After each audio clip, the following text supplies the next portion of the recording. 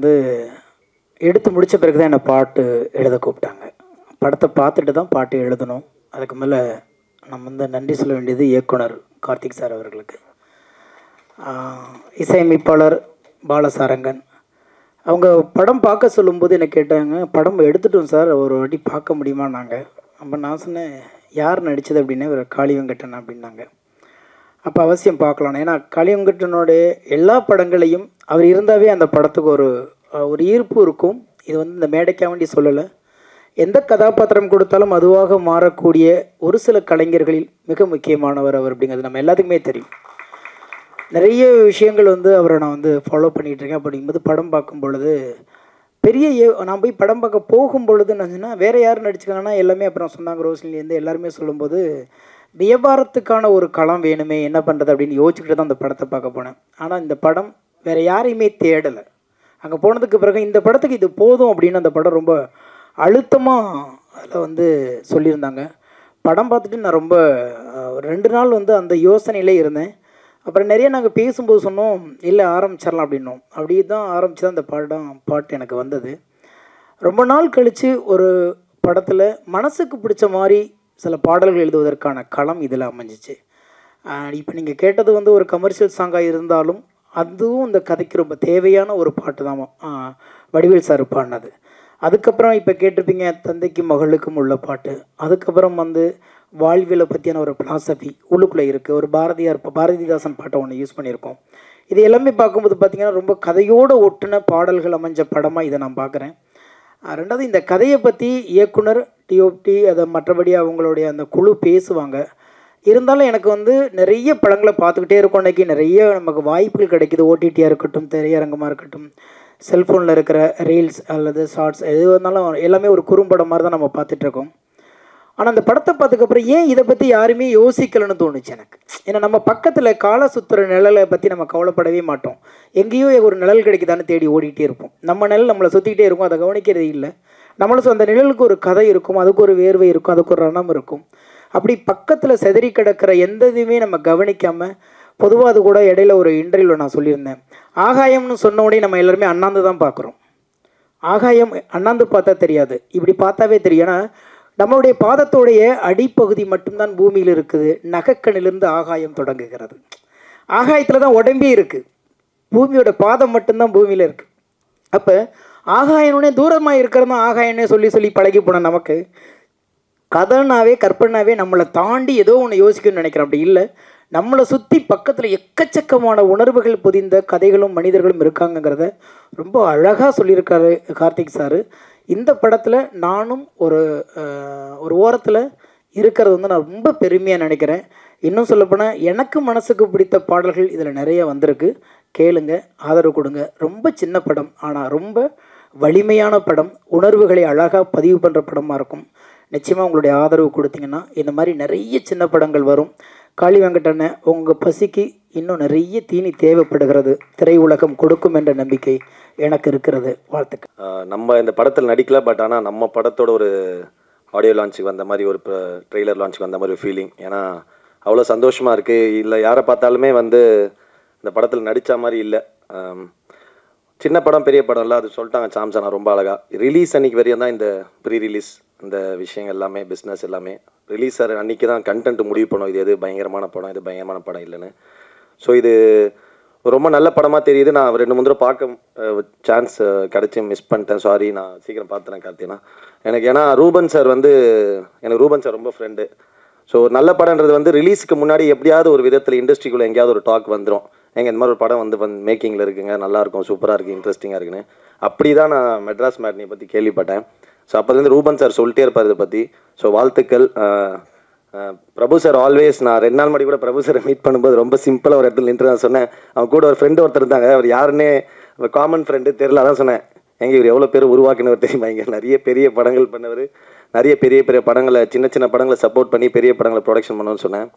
So thank you sir. இந்த மாதிரி ஒரு படத்தை வந்து சப்போர்ட் பண்ணுறது வந்து ரொம்ப சூப்பரான விஷயம். ஏன்னா இன்றைக்கி படம் எழுத ஆரம்பிக்கும் போதே இந்த படம் யார் வாங்குவா, எங்கே பிஸ்னஸ் ஆகும் அப்படின்னு தான் ஃபஸ்ட்டு யோசிக்கிறாங்களே. இந்த கதைக்கு யார் தேவை, யார் நடிக்கணுன்றதை மீறி இதெல்லாம் தான் ஃபஸ்ட்டு ஆஸ்பெக்டாக வருது. அப்படி இருக்கும்போது கதைக்கு ரொம்ப தேவையான, ஏன்னா ஒரு கதைக்கு வந்து முகங்கள், கதாபாத்திரங்கள் ரொம்ப முக்கியம். அதுக்கேற்ற மாதிரி அந்த கதைக்கு என்ன டிமாண்ட் பண்ணதோ அதை வச்சுக்கிட்டு, ஓகே நான் நல்ல என் கதையை நம்புகிறேன், என்னோட கிரியேஷனை நான் நம்புகிறேன் அப்படின்னு சொல்லிட்டு அதுக்காக தயாரிக்க வந்த ப்ரொடக்ஷன் ஹவுஸுக்கு தான் நம்ம ஃபஸ்ட்டு பெரிய வாழ்த்துக்கள் சொன்னோம். ஏன்னா அந்த மாதிரி, ஏன்னா இனி எல்லாருமே ஃபஸ்ட்டு டே வந்து எல்லாரும் எவ்வளோ பெரிய டேரக்டர் எவ்வளோ பெரிய ஆக்டர் ஆனாலுமே எல்லாருக்குமே ஃபஸ்ட்டு படம்னு ஒன்று வந்திருக்கும், ஃபஸ்ட்டு வாய்ப்புன்னு ஒன்று வந்திருக்கும். அப்படி இருந்தவங்க வந்து எல்லோரும் பெரிய ஆளாயிருப்பாங்க. அப்படி இருக்கும்போது இன்றைக்கி இங்கே இருக்கவங்க எல்லாருக்கும் அது ஃபஸ்ட்டாக, இந்த டேரக்டர் எனக்கு மட்டும் அப்புறம் சில பேருக்கு ஃபஸ்ட்டாக இருக்கலாம், மற்றபடி எல்லாருமே experienced. So the movie will decide. அப்புறம் காளியண்ணா உன்னை பற்றி பேசினால சரி, நான் கண்டிப்பாக வந்தேன். காளியண்ணா வந்து எங்கள் கலைத்துறை தந்தை. என்னடா ரமேஷ் அப்படிதானே, நம்ம பெரியப்பா, எங்கள் பெரியப்பா மாதிரி அவர். அதாவது எங்களுக்கு ஷூட்டிங்கை விட அவர் என்டர்டெயின்மெண்ட் வந்து ஆஃப்டர் ஷூட்டிங் தான். 6 மணிக்கு மேலே பாடுவார், ஆடுவார், மெமிக்ரி பண்ணுவார், அரன் ஏதோ சொல்லுவார், நிறைய பேசுவார், அதாவது ஜபம் பண்ணுவார். அதாவது நீங்கள் ஒரு யாராக வேணா இருக்கலாம், எந்த மனிதனாக இருக்கலாம். அதே மாதிரி நிறைய கதைகள் சொல்லுவார். அவர் ஊரில் வந்து ஒரு வளையல் தாத்தான்னு ஒரு கதை சொல்லியிருக்காரு எனக்கு. நான் அதை படமாக பண்ணுனான்னு சொல்லியிருக்கேன். அவ்வளோ பியூட்டிஃபுல்லான அவருக்குள்ள ஒரு பெரிய லைஃப் இருக்குது. பட் இவ்வளோ சின்ன 60 வயசில் இவ்வளோ ஞானன்றது வந்து ரொம்ப பெரிய விஷயம். சூப்பர்னா அது கொஞ்சம் எக்ஸ்பீரியன்ஸில் வருதுன்னு நினைக்கிறேன். ரொம்ப காளியண்ணா நடித்தாலும் இப்போ இந்த படம் ட்ரெய்லர் நம்ம பார்க்கும்போது வந்து ஏதோ இந்த ஒரு படத்தை நம்ம பார்க்குற ஒரு நம்ம இன்னும் படம் ஃபுல்லாக பார்க்கல, பட் ஸ்டில் நம்ம பார்க்கும்போது ஒரு சின்ன ஃபீல் வரும்ல. அப்படி இருக்கும்போது இது வந்து ஏதோ நம்ம அந்த ஏரியாவில் இருக்க மாதிரி ஒரு ஃபீல் இருக்குது. ஏன்னா அதுக்கு எனக்கு தெரிஞ்ச ஐ திங்க் த கேரக்டர்ஸ், அந்த முகங்கள் வந்து ரொம்ப அவ்வளோ பியூட்டிஃபுல்லாக செலக்ட் பண்ணியிருக்காங்க எல்லாருமே. சாம்ஸ் அண்ணாலாம் சொல்ல வேணாம், எல்லாருமே ரொம்ப பியூட்டிஃபுல்லாக நடிச்சிருக்காங்க. அப்புறம் காளிதாஸ் மேம், எங்கள் மம்மி, நட்சத்திரம் நகர் இதில் நடித்தோம். சூப்பர் எல்லாருமே. ரோஷினி, தேகண்ணா பாட்டு சூப்பராக இருந்தது. கேசியை நானும் ஆல்ரெடி ஒரு சாங் ஒர்க் பண்ணியிருக்கோம். Congrats to cameraman. அது ஒரு பியூட்டிஃபுல்லாக ஒரு வார்த்தை சொன்னார். இந்த மாதிரி சினிமாக்காக ஒரு ஷார்ட் வச்சு ஆக்டர் நடின்னு சொல்லலாம் இல்லாமல் நான் நடிக்கிறத வச்சு அவர் பிடிக்கிறது வந்து ரொம்ப சூப்பரான ஒரு விஷயம். அது வந்து ஒரு பயங்கரமான ஒரு ஆக்டருக்கு ஒரு ஃபீல் இருக்கும். ஏன்னா அது சொன்ன மாதிரி சினிமா வந்து ஒரு பியூர்லி டைரக்டர்ஸ் மீடியம். ஏன்னா நம்ம பயங்கரமாக உழுந்து நடிச்சா கூட டக்குன்னு ஒரு நாய்க்குட்டி க்ளோஸை பேசிட்டு போயிடலாம், அது பிரச்சனை கிடையாது. ஸோ அந்த மாதிரி இருக்கும்போது அது பியூட்டிஃபுல்லாக கேப்சர் பண்ணுறது ஒரு கேமராமேனோட பெரிய ஒர்க். வாழ்த்துக்கள் ப்ரோ, சூப்பர் எல்லாருக்குமே. கார்த்திக் அண்ணா ப்ரொடியூசர், இந்த மாதிரி கண்டிப்பாக நிறைய படங்கள் பண்ணுங்கள், நியூ கமர்ஸ்க்கு கொடுங்க. எல்லோரும் நிறைய நல்ல கதைகள் வரணும், நல்ல படங்கள் வரணும். வாழ்த்துக்கள். Thank you so much. யாரையா மிஸ் பண்ணியிருந்தா வெரி சாரி. இந்த மேடையை நான் எனக்காக கொஞ்சம் யூஸ் பண்ணிக்கிறேன். சாரி, நான் ஏன்னா எங்களோட சக்ஸஸ் மீட்டுக்கு நான் வரலை, ஷூட்டிங்கில் இருந்தேன். அதற்கு காரணம் வந்து காளி வெங்கட் சார் தான். அவர் கூட தான் ஷூட்டில் இருந்தேன். அந்த தேதிகளை நான் மிஸ் பண்ணியிருந்தேன்னா மறுபடியும் 2028 தான் அந்த தேதிகள் இருக்கிறதா சொன்னாங்க. அதனால் நான் சார் கூட நான் இருந்தே ஆகணும். எனக்கு நீங்கள் கொடுத்த அந்த சக்ஸஸ் வந்து ஒரு சப்போர்ட் வந்து உண்மையிலேயே என் கெரியரில் நான் ஒரு 14 வருஷமாக சினிமாவில் இருக்கேன். அந்த நீங்கள் எழுதின ஒரு ரிவ்யூவும் எனக்கு வந்து அவ்வளோ டச்சிங்காகவும் ரொம்ப பர்சனலாகவும் எனக்கு ரொம்ப மோட்டிவேட்டிங்காகவும் இருந்தது. நான் இன்னும் தைரியமான வேலைகளை நான் செய்கிறது கரெக்டு தான், நான் போய்கிட்டே இருக்கலான்ற ஒரு தைரியத்தை கொடுத்தது. அதற்கு மிகப்பெரிய நன்றி. 2வது நன்றி வந்து நான் காளி வெங்கட்டுக்கு சொல்லணும். ஏன்னா இந்த மாதிரி அவர் சொன்னார், இந்த மாதிரி மெட்ராஸ் மேட்டினி ஒரு இது வச்சுருக்கோம், ட்ரெய்லர் லான்ச் வாடா அப்படின்னு. நான் காளிக்கிட்ட சொன்னேன், காளி இந்த மாதிரி நான் ப்ரெஸ் இதுக்கு முன்னாடி மீட் பண்ணல, என் ப்ரெஸ்ஸுக்கே நான் போல, இதுக்கு போனேன் எப்படி இருக்கும், நீ வா நான் உனக்கு ஒரு ஆப்பர்ச்சுனிட்டி கொடுக்குறேன், இதை நீ யூஸ் பண்ணிக்கோ அப்படின்னு இந்த ஸ்டேஜ் எனக்கு கொடுத்தே காளி வெங்கட்டும். அண்ட் சார், இந்த படம் பிளாக் பஸ்டர், டோன்ட் வெரி. நான் ஷுவராக சொல்கிறேன் இந்த படம் பிளாக் பஸ்டர். ஏன்னா நான் இன்னும் படம் பார்க்கல. இதற்கான 3 காரணங்கள் நான் சொல்கிறேன். 1, எஸ்ஆர் பிரபு சார் வாங்கியிருக்காரு, ஏன்னா கதைக்கு ரொம்ப இம்பார்ட்டன்ட் கொடுத்து ஒன்று வாங்குவாங்க. 2, நாங்களே ட்ரெய்லரையும் பார்த்தோம், சாங்ஸும் கேட்டோம், எல்லாமே ரொம்ப அபாரமாக இருந்தது.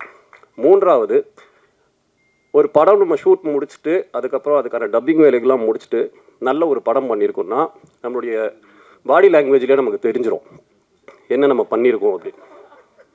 நான் காளி வெங்கட் சார் கூட ஒரு 1.5 மாதமாக ட்ராவல் பண்ணிகிட்டு இருக்கேன் ஒரு ப்ராஜெக்டுக்காக. ஆணவத்தின் உச்ச கட்டத்தில் சுற்றிக்கிட்டு இருக்காரு. அதாவது இப்படி தான் இருக்காரு. என்னடா அப்படின்னா, இல்லை மெட்ராஸ் மேட்னி, சரி அப்போ படம் பிளாக் பஸ்டர், அதனால் இப்படி இருக்கார் போலன்றதுக்காக. அண்ட் இன்னும் எனக்கு ரொம்ப நெகிழ்ச்சியாக இருக்கிறது என்னென்னா, இவர் வாழ்கிற இந்த நாட்களில் நம்ம வாழும்போது நமக்கு அந்த வாழ்க்கை ரொம்ப அர்த்தப்படுது காளி சார் இருக்கிற இந்த டைமில். ப்ளஸ் ஷூட்டிங் டேஸில் காளி சார் இருந்தார்னா ஏன் ரொம்ப நல்லா இருக்கும்னா, நீங்கள் என்ஜாய் பண்ணியிருப்பீங்க, எனக்கு தெரியும். நீங்கள் காளி சார் இந்த படங்களில் கண்டிப்பாக என்ஜாய் பண்ணியிருப்பீங்க. ஏன்னா நம்ம தமிழ் சினிமா ஆரம்பித்து ஒரு 5-6 தலைமுறையாக டிஜிட்டலுக்கு முன்னாடி ஃபிலிம் எப்படி இருந்தது, அதுக்கு முன்னாடி எப்படி இருந்தது, இந்த எல்லா ஸ்டோரிஸும் ஒரு மூத்த நடிகராக அவர் நமக்கு கொடுத்துக்கிட்டே இருப்பார். ஸ்டேஜ் தான்டா, சாரி காளி, ஸோ எல்லா ஒரு அறிவுரையும் நம்ம கொடுத்துட்டே இருப்பார். அந்த காலத்தில் நாங்கள் என்ன சாப்பிடுவோம், நைட்டில் எப்படி தூங்குவோம், அந்த லெவலில் போயிட்டு இருப்பார். ஸோ இந்த அறிவுரை இப்போ யாருமே இதெல்லாம் ஷேர் பண்ணுறது கிடையாது. இது ஒரு சக நடிகர்களுக்கு யாருமே இதெல்லாம் கொடுக்கறது கிடையாது. அது எங்களுக்கு கொடுக்கறதுக்காகவே மிகப்பெரிய நன்றி. சொல்ல வேண்டியதெல்லாம் சொல்லிட்டேன்னு நினைக்கிறேன். காளி, நீங்கள் வந்து கொண்டாடப்பட வேண்டியவர், ஏன்னு உங்களுக்கே தெரியும். நான் இது மூலமாக ஐநா சபைக்கு ஒரு கோரிக்கை வைக்கிறேன். இந்த வருஷத்துக்கான நோபல் பிரைஸ் காளி வெங்கட் கொடுத்தே ஆகணும். ப்ளீஸ், உங்கள் குழுவிற்கு மிகப்பெரிய வாழ்த்துக்களும் நன்றிகளும். காளி சார், நன்றி சார், ரொம்ப thank you sir, thank you so much sir. கூப்பிடுவேன் இனிமேல்.